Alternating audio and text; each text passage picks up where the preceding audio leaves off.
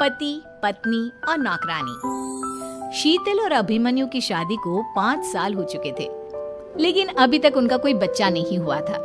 इसकी वजह से शीतल और अभिमन्यु परेशान रहते थे, लेकिन उन दोनों से ज्यादा परेशान थी शीतल की सास, यानी अभिमन्यु की माँ जानकी देवी। जानकी देवी चाहती थी कि जल्दी से जल्दी उनकी गोद में पोता या पोती आ जाए, और इसीलिए वो अपनी बहू शीतल को लेकर एक दिन हॉस्पिटल पहुंची। डॉक्टर मैडम, जरा ठीक से चेक करके बताइए ना। कई बड़े बड़े डॉक्टर को दिखाया है, लेकिन मेरी बहू माँ ही नहीं बन पाती। मैंने शीतल को बहुत अच्छे से चेकअप किया है। देखिए, बात यह है कि शीतल के अंदर माँ बनने की कैपेसिटी नहीं है। ये आप क्या कह रही हैं डॉक्टर साहब? कोई तो इलाज होगा ना, कोई दवाई दे दीजिए। देखिए, कुछ प्रॉब्लम ऐसी होती है जिनका कोई ट्रीटमेंट नहीं होता। आई एम सॉरी टू से, लेकिन शीतल कभी माँ नहीं बन सकती, क्योंकि उसके यूट्रस में अंदर से ही कुछ प्रॉब्लम है। घर आने के बाद क्या हुआ माँ? कहाँ लेकर गई थी आप शीतल को? अरे कहाँ लेकर जाती, डॉक्टर मैडम के पास ले गई थी, लेकिन तेरी बीवी तो कभी माँ बन ही नहीं सकती। मम्मी जी, इसमें मेरी क्या गलती? अगर अंदर से कोई प्रॉब्लम है तो उसमें मैं भी कुछ नहीं कर सकती। जानती हूँ, ये बात डॉक्टर के मुंह से सुन चुकी हूँ। अब दोबारा मेरे सामने इस बात का गाना मत गा। अरे माँ, परेशान होने की जरूरत नहीं है, हम सोचते हैं ना कुछ। अरे क्या सोचेगा तू? जब डॉक्टर कह चुका है कि तेरी बीवी माँ नहीं बन सकती, तो बता क्या सोचेगा तू? कहाँ से लाएगा बच्चा? माँ, ये तो मैं भी नहीं जानता। अभिमन्यु, क्यों ना हम अनाथ आश्रम से एक बच्चा गोद ले आए?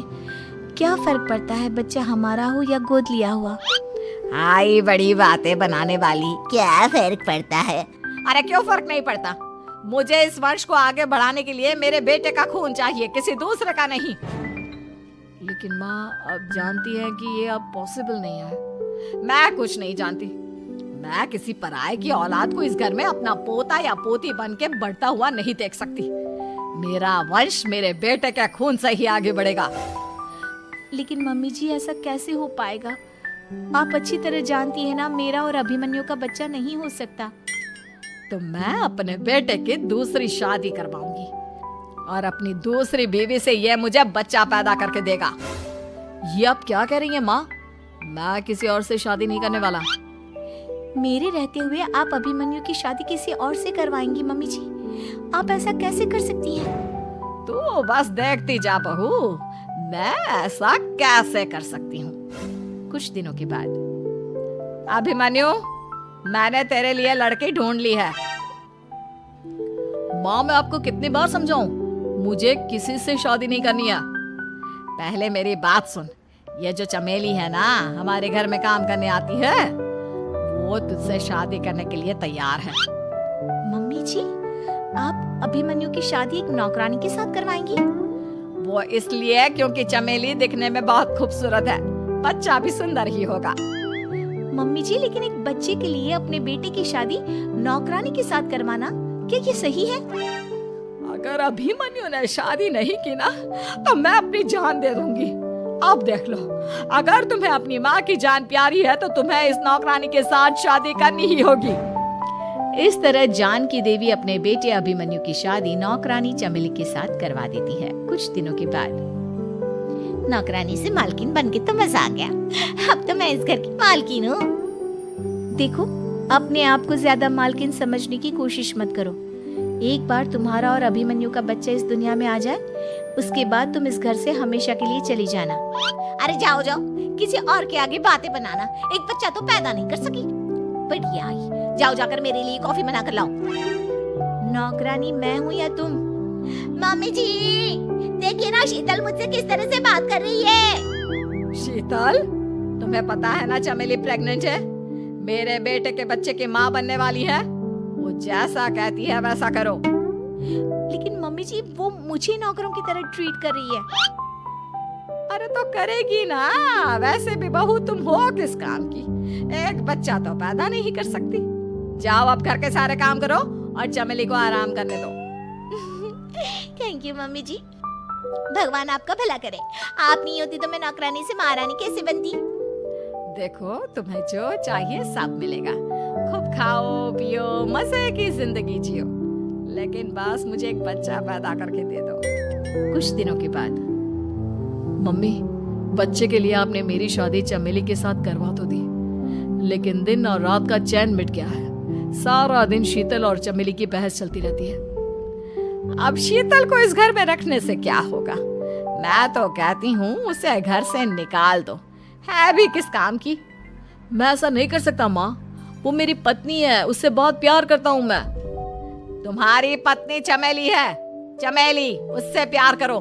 अरे तुम्हारे बच्चे को जन्म देने वाली है वो। अभिमन्यु, मैं खुद ही इस घर से चली जाती हूँ। वैसे भी अपने ही घर में नौकरों की तरह रहकर परेशान हो चुकी हूँ। घर की नौकरानी मेरे ऊपर हुक्म चलाती है, वो तुम्हारी पत्नी बन चुकी है। अब मेरा इस घर में क्या काम? अभिमन्यु के बार बार रोकने पर भी शीतल उस घर से चली जाती है। कुछ दिनों के बाद चमेली एक बच्चे को जन्म देती है। भगवान ने मेरी सुन ली, मेरे बेटे का घर भर गया, उसका अपना बच्चा इस दुनिया में आ गया। मम्मी जी, बच्चे को हाथ लगाने से पहले मेरी एक शर्त तो सुन लो।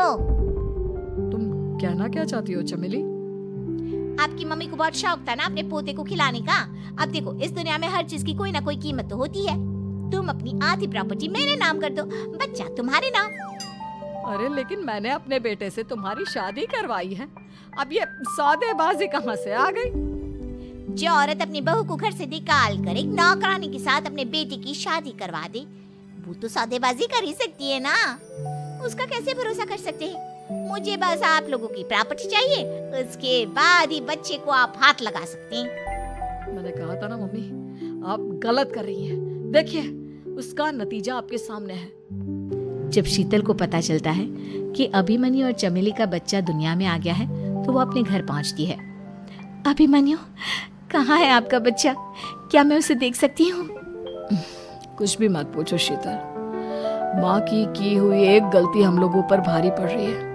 वो नौकरानी अपनी औकात पर आ गई है और अब हमसे अपनी आधी प्रॉपर्टी मांग रही है, वो भी बच्चे के बदले में। एक बात कहूँ अभिमन्यु, आप उससे कुछ भी देने से मना कर दो। अरे कैसी बात कर रही हो? मेरे बेटे की औलाद है उसके पास, ऐसे कैसे मना कर दे? मम्मी जी, वो अभिमन्यु का बच्चा नहीं है, वो चमेली और उसके बॉयफ्रेंड का बच्चा है। ये तुम क्या कह रही हो शीतल? ये देखिए वीडियो, चमेली और उसका बॉयफ्रेंड आपस में बातें कर रहे हैं कि उन दोनों ने मिलकर आपको बेवकूफ बनाया है और अब इस बच्चे के बदले आपसे प्रॉपर्टी भी हड़प लेंगे। हे भगवान, ये मुझसे क्या हो गया? ना तो बच्चा मिला और अपने बेटे की नौकरानी के साथ शादी करवा दी सो अलग। अब क्या होगा? मुझे माफ कर दो शीतल, मेरी वजह से तुम्हें बहुत तकलीफ हुई है। अभिमन्यु, मैंने कहा ना, उस नौकरानी को उसके बच्चे सहित इस घर से बाहर निकाल दो। लगता है मेरे अभिमन्यु का बाप बनने का सपना अधूरा ही रह जाएगा। अभिमन्यु, अपनी मम्मी से कहो कि परेशान ना हो। आपको याद है एक बार हम एक IVF सेंटर गए थे, मैंने फिर से वहां जाकर बात की थी और आपको पता है इस बार मैं प्रेग्नेंट हूँ, क्योंकि हमने वहां पर प्रोसीजर करवाया था जिसकी वजह से मैं प्रेग्नेंट हो गई थी। और इस बात का पता मुझे बस कुछ महीने पहले ही लगा है। हमारा बच्चा इस दुनिया में आने वाला है अभिमन्यु। मुझे माफ कर दो शीतल बहू, मुझसे बहुत बड़ी गलती हो गई। कोई बात नहीं माँ, लेकिन अब हमें उस धोखेबाज नौकरानी को इस घर से बाहर निकालना है और इस घर की मालकिन को वापस घर लाना है, वो भी अपने बच्चे के साथ।